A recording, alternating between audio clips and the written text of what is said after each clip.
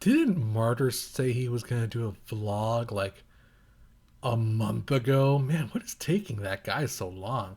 Where the hell is he, anyways? Hey guys, Martyr here with a vlog, an update on the channel, and to talk to you guys about stuff that we've been meaning to talk about for a long time. I want to talk to you guys. I should do this more often, but there's just a lot of things. I'm out of breath. Whew. Anyways, there's lots of things going on, and there's a lot of things I need to fill you guys in on. And I wanted to do this video earlier, but there's just lots of just craziness going on in the background. I'm not gonna lie to you guys. There's a lot of things just going on in my life right now that just are a little bit chaotic. You know, health issues, not with me, but with loved ones and money and job situations. Blah, blah, blah, blah, blah, blah. It doesn't matter. Anyways, so we're here to talk about some of the cool stuff that's going on, stuff that's going on with the channel, and then some other. We're gonna do the Q&A, which is the second or third Q&A. Second, I don't know. I don't care. We're gonna do this, the next Q&A, and I'll be answering your guys' question. But first, I want to talk to you guys about some stuff that's going on in my life. First off and foremost, I will be going on vacation, guys. I will be leaving my state of home here of Nevada and going somewhere else for a while, and disconnecting myself from the internet and the digital world for a little while. Just get a little bit of disconnect, get a little bit, in touch with nature, and just hang out with the family and kids and just have a kind of a good time. I probably will still be tweeting and stuff, but just in general, kind of just a step back from this for a little while, and then kind of just refresh myself and then come back into it, full go, guys. So that will be happening from the 13th to the 23rd, which I know that's more than a week. That's actually about 10 days. But that's to give me enough leeway to, one, make sure I'm ready, because I actually leave on the 14th. So I'm taking the 13th off to make sure I have everything ready to go. And then it gives me like a couple of days just to get some things filmed, and then get the ball rolling again as far as that goes, because I'm going to be behind by a week on my schedule, behind on games by a week. So it's just going to give me a couple extra days just to catch up and get things going as far as that goes. When I do come back, there's going to be new things happening on the channel. For one thing, we'll probably be starting a new Let's Play series, which I'm going to say, I'm going to leave it up to kind of debate, but I'm leaning towards Ori and the Blind Forest for the new Let's Play series. It's a game I got recently for Father's Day. It's a fantastic game, and I think it would just make a really fun Let's Play. I think you guys will enjoy it. It's not exactly like Child of Light. It has kind of similar elements. It's very fantastical, but there's a lot of platforming and action elements to it, and it's a really beautiful looking game. It's a gorgeous looking game. But I'm leaving it open to suggestion. If you guys can think of something else, maybe something that kind of really piques my interest more than Ori and the Blind Forest, feel free to suggest down below, leave a comment, and I may go ahead and take that, and we may go ahead and do that Let's Play. Another cool thing that'll be changing when I get back, and this is for the people outside of the United States. Every time I end one of my videos, I always say, if you're feeling generous of heart, please hit that tip jar. All contributions, blah, blah, blah, blah, blah. And someone basically said, what the hell are you talking about? And I didn't realize. I'm like, oh my goodness. The tip jar that YouTube has is only for certain regions. So it's not for everybody. It's not working for everybody. And that got me thinking that kind of sucks. So when I get back, I will be establishing for the international people, just for everybody in general, just to make it a little probably even easier for myself and all of you guys. We're going to be starting a Patreon here for the YouTube channel. So if you guys want to go ahead and, donate to the channel, you will have the ability to do that finally. And it doesn't matter if you live in, other countries, if you live in Australia, if you live in Europe, you can all donate to the Patreon, and that will basically really be awesome of you, and I will love you forever. So that'll be a cool thing that we're going to have when we get back. Another thing that we've started actually recently, that's actually started kind of recently, is my into valuations, guys. I started a blog recently because there was a lot of games that I was getting that I didn't request. So I was getting these games, and it was like building up. Like a list went, and I was like, "Holy crap! How am I going to do all videos on all these games?" Well, then an idea hit me that I really would love to get. The purpose of me doing this hobby is to get into gaming journalism, eventually, and I got to learn how to talk first. to get into gaming journalism and write about games and all that stuff because I really enjoy it. It's my passion. It's my hobby, and I came up with the idea to start a blog and start writing about these games that. While I love indie games, there's only so much room here on YouTube, guys. I don't want to flood your inbox with just hundreds and hundreds of indie games. I could do that, but it's just not. One, it's not going to help the developer. Two, it's not really good for you guys. And three, it's a lot of freaking work for me. So I've been writing articles on my off times of not filming, basically. I've been playing games and writing articles here and there. And I would love for you guys to go ahead and check that out. I would really appreciate if you guys want, if you don't mind reading. I know videos are a lot easier to watch. That's why this will always be here. I'm not ever going to say, take away from my YouTube. The blog is mostly just for games that I want to do, but don't necessarily feel they warrant a video. Not necessarily warrant, more just there just isn't enough time in the schedule. Basically, that's just kind of it. That's just the most simplistic way about it. So yeah, go ahead and check out. There is a link in the description down below if you want to check out that blog, and I really appreciate it, guys. Let's see. So we got the Patreon, we got the new Let's Play, we got the evaluation. I'm starting to do diet, but I don't think you guys care about that. Without further ado, guys, we're going to head into the Q&A portion of the video. Thank you so much for watching up to this point, but if you're not interested in the Q&A part or hearing the questions you guys have got answered, you can probably go away now. You can go on to the next video. Thank you so much for watching, but otherwise, let's move on to the Q&A, guys, and answer all your questions, everything you want to know right now. Could you name the first game that really pulled you in and you spent hours and hours of playing it? Wow, that is a good question.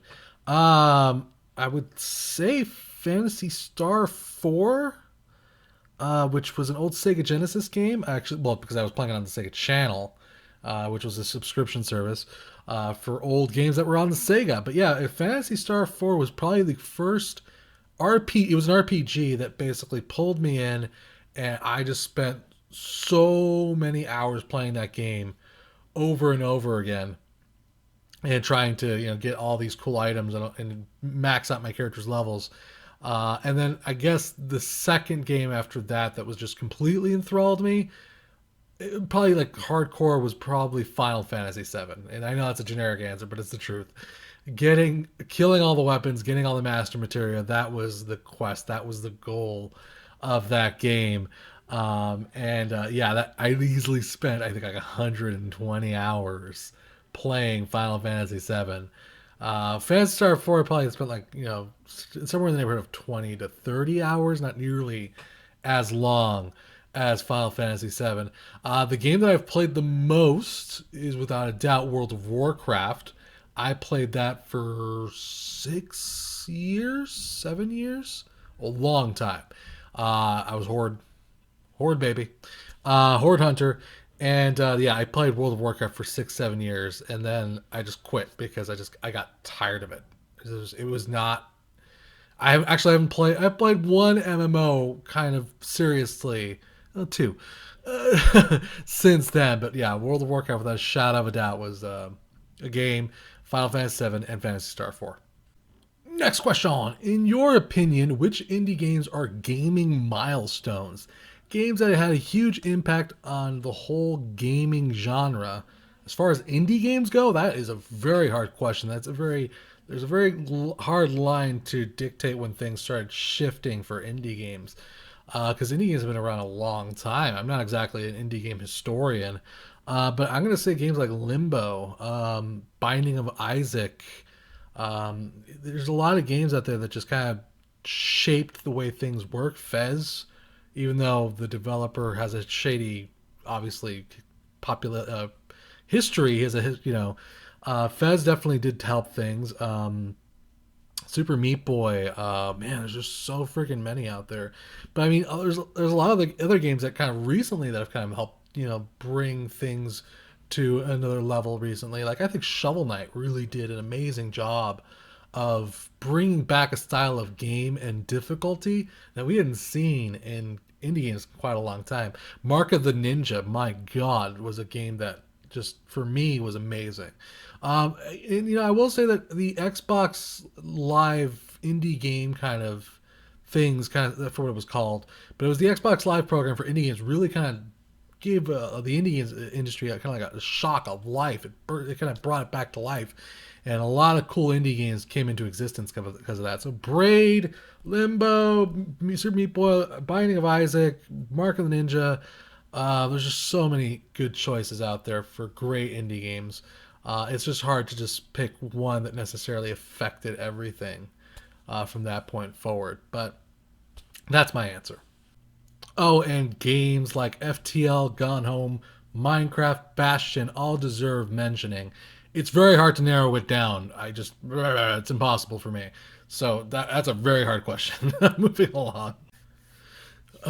When did you start gaming? Since the 90s, earlier or later? I started gaming probably, I think, since I was probably, yeah, 4 years old. My brothers had a Nintendo. My first game was Mario Brothers, and yeah, it was the first guy the first little Goomba that you come across kept killing me over and over again.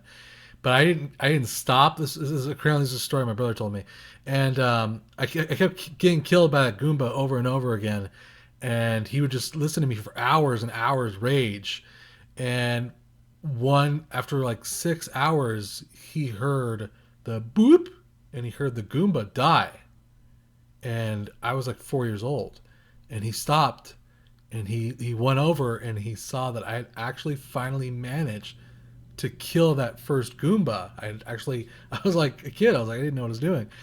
And I guess from that point forward, it was like my destiny was tied to gaming.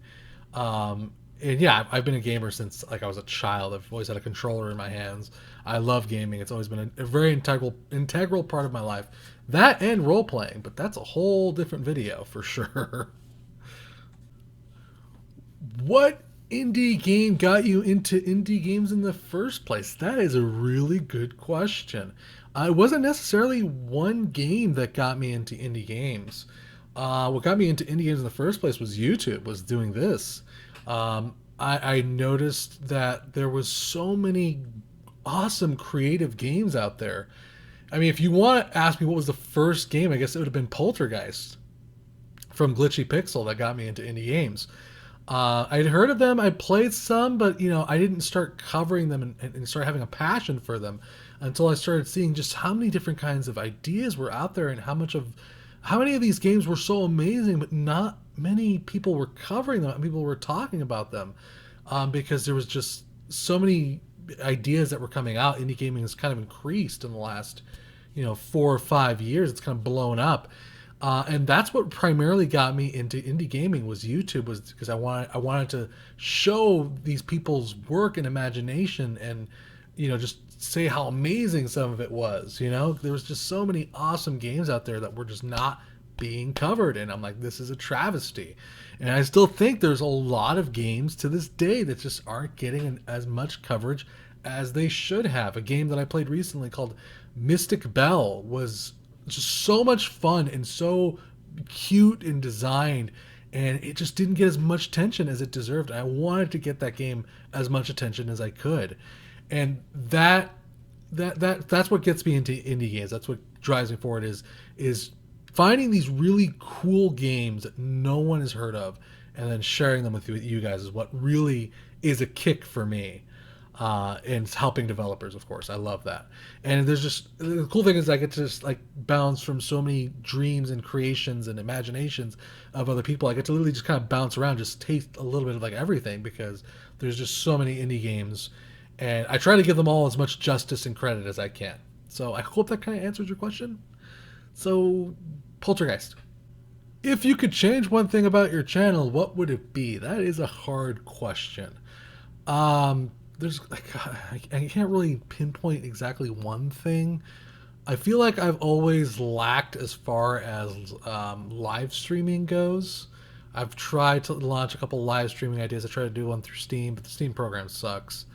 The Steam stream program sucks, I should say. So I always felt like having a streaming aspect of the channel would be cool. Just have it like a point in time where we could just all hook up here on the channel, and just all my friends, and we could just chat and play a game together. I always thought that would be cool, and I always thought that was something I wanted to do, but it's just so hard to get that going, and it's a very difficult thing to say. Okay, well, I'm gonna be at that point, that time, at that day. It's very difficult sometimes to get that done.